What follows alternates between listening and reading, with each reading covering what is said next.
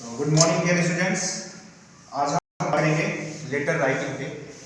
आप लोग देखते हो कभी कभी जब आपके घर में पोस्ट आता है या कहीं से कोई पोस्ट करता है, आपको लेटर लिखना हो तो आप कैसे एड्रेस करोगे किसी को। सबसे बड़ी बात है कि आपका जो एड्रेस सिस्टम है या आप जिसको एड्रेस कर रहे हो सही टाइम तक जो रिसीवर है, रिसीवर का सही एड्रेस होना चाहिए। अगर आप रिसीवर का सही एड्रेस नहीं दे पाते हो तो मेल क्या होता है, आपका कहीं ना कहीं से वो मेल डाइवर्ट हो जाता है और कहीं दूसरी जगह चला जाएगा। इसलिए हम आज सबसे पहले बात करेंगे कि लेटर लिखा कैसे जाता है। तो हमारा टॉपिक है लेटर। लेटर दो टाइप के होते हैं, एक होगा फॉर्मल लेटर और एक होता है इनफॉर्मल लेटर।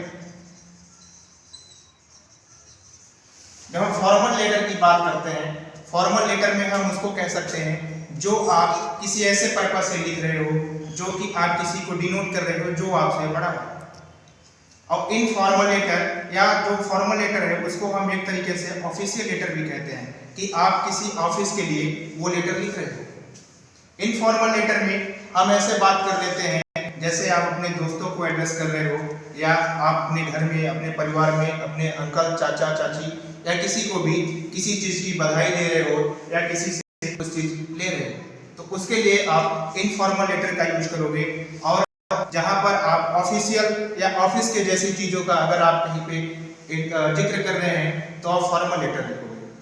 तो आज सबसे पहले हम बात फॉर्मल लेटर को, जिसको क्या कहते हैं, ऑफिशियल लेटर भी कहते हैं। हम कभी हमेशा ज्यादातर जब भी हम ऑफिशियल लेटर लिखते हैं तो फॉर्मल में मतलब एक ऐसे मैनर में लिखा हुआ होता है जिससे आपको समझ में आता है कि ये मैनर जो लेटर लिखने वाला है उसको क्या डिनोट करता है कि वो फॉर्मल लेवल में लिखा हुआ है। मतलब आपसे या तो रिक्वेस्ट कर रहा होगा या तो आपको किसी चीज को बता रहा होगा।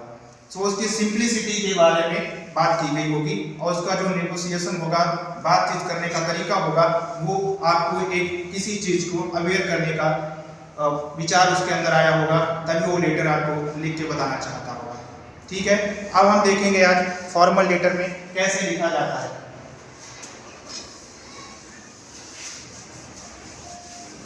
जब हम फॉर्मल लेटर की बात करते हैं तो हमारे दिमाग में ये भी होना चाहिए सबसे पहले बात कि हम फॉर्मल लेटर जब भी लिख रहे हैं तो कैसे लिखें। तो जब हम लिखते हैं सबसे पहले तो सबसे ऊपर आपका अपना एड्रेस होना चाहिए। मतलब जो इसका फॉर्मेट है वहां पे क्या होगा, जो सेंडर है उसका एड्रेस आप सबसे पहले लिखेंगे। मतलब जब आप खुद अगर भेजने वाले हैं, आप ही हैं सेंडर, तो आप अपने एड्रेस को सबसे ऊपर लिखेंगे। उसके बाद एक लाइन छोड़ेंगे आप, अगर ब्लैंक पेज है तो थोड़ा सा गैप देंगे और फिर डेट लिखेंगे। डेट का जो पैटर्न है वो आपका ये नहीं होना चाहिए कि आज जो भी डेट है जैसे 6/11/2024 ऐसा डेट का पैटर्न आपका नहीं होना चाहिए। डेट का पैटर्न कैसे होगा, जैसे आज 6 जैन है तो आप 6 जनवरी या जैन लिख के 2020 का यूज करेंगे। क्योंकि सबसे बड़ी और इम्पोर्टेंट बात यह है कि आप अगर उस वे में लिखते हैं तो वो गलत माना जाता है। फिर आप एक लाइन फिर को छोड़ेंगे और उसके बाद आप रिसीवर का एड्रेस लिखेंगे। रिसीवर का एड्रेस मतलब जिसके लिए आप भेज रहे हैं, ये लेटर जिसके यहाँ पे जाने वाला है या जिसको आप एड्रेस किए हैं वो उसके लिए आप उसका एड्रेस लिखेंगे और उसके बाद जो भी आपका सैल्यूटेशन होगा आप उसको यूज करेंगे। फिर आपका यहाँ पे सब्जेक्ट आप लिखेंगे कि सब्जेक्ट क्या है, आप किस मैटर पे बात कर रहे हैं। मतलब आप जो लेटर भेज रहे हैं, लेटर का कंटेंट क्या है, आप उसको एक शॉर्ट में मतलब 1 लाइन में हम डायरेक्ट कहें तो 1 लाइन या 2 लाइन में आप अपने सारे मैटर को कंक्लूड करके लिख दो। जब तक आप इसको कंक्लूड करोगे तो कंक्लूडेशन में क्या होगा कि जो भी देखेगा अगर उसको पूरा सारा लेटर पढ़ने का टाइम नहीं है तो आपका सब्जेक्ट पढ़ के आइडिया लगा लेगा कि ये क्या लिखना चाहता है।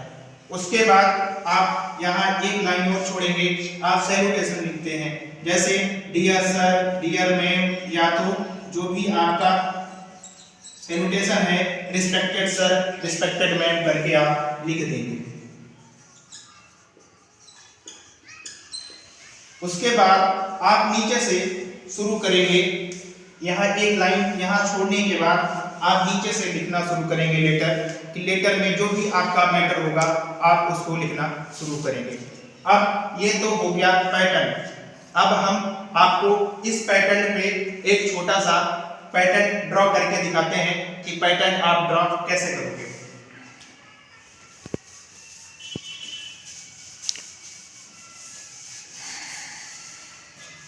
तो अभी हम केसी स्कूल में खड़े हैं, तो हम केसी स्कूल के एड्रेस को ही रिप्रेजेंट करते हैं।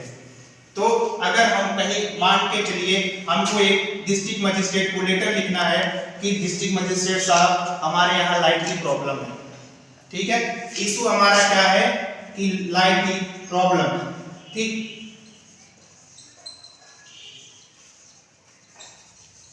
जो लाइट की सप्लाई है वो नहीं आ रही है या लाइट से कुछ प्रॉब्लम है, तो हमको डिस्ट्रिक्ट मजिस्ट्रेट साहब को एक लेटर लिखना है।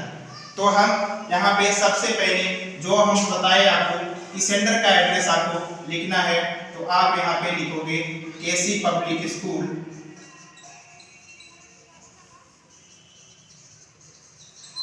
सैफाउ हाथरस।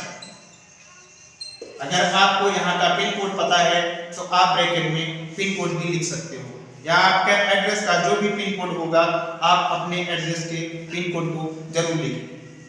फिर हम बताए कि एक लाइन छोड़ना है आपको, एक लाइन छोड़ने के बाद आपको डेट लिखनी है। तो डेट आज है 6 जनवरी 2024, आपने डेट को मेंशन कर दिया। फिर कभी कभी आप देखते होंगे लेटर में या कहीं भी आपको मिल जाता होगा यहाँ पे फ्रॉम लिखा हुआ। अगर कहीं कहीं फ्रॉम लिखा हुआ मिल जाए तो इसका मतलब ये नहीं है कि आपको घबराने की बात है, वो इसलिए लिखा हुआ होता है कि मतलब जो भेजने वाला है, जो सेंडर है, उनकी वजह वो अपने को रिप्रेजेंट कर रहा है, और बाद में फिर वो टू लगा देते हैं, और टू कभी कभी नहीं भी लगाते हैं, तो उससे कोई दिक्कत ज़्यादा नहीं है। अगर आप लगाते भी हो तो भी सही है, अगर आप नहीं भी लगाते हो तो भी सही है। फिर हम क्या लिखेंगे, जो प्रोमिनेंट जो लोग होते हैं या जिनकी कुछ पोस्ट होती है, प्रेस्टिजियस पोस्ट, आपको पता होगा कि हम article the, different article the का यूज करते हैं। तो डीएम द डिस्ट्रिक्ट मजिस्ट्रेट या द डीएम, इसका फुल फॉर्म डिस्ट्रिक्ट मजिस्ट्रेट। फिर क्या है, कहाँ के डीएम होंगे। अगर हम जब भी आपको लेटर लिखने को आ जाए फॉर्मल वे में, तो आप जहाँ पर भी हो उस स्टेट या उस डिस्ट्रिक्ट का नाम यूज करें जहाँ पर आप हैं। नहीं तो क्या होगा, आप कहीं का भी यूज कर सकते हैं, लेकिन मैटर ये करता है कि आप लिख किसको रहे हैं। तो द डीएम ऑफ हाथरस, आपने हाथरस के डीएम को यहाँ पे लिखा गया है लेटर, तो इसलिए हाथरस के डीएम को आप बता दीजिए। उसके बाद आप क्या करोगे, सब्जेक्ट आप लिखोगे, आपका सब्जेक्ट क्या होना चाहिए।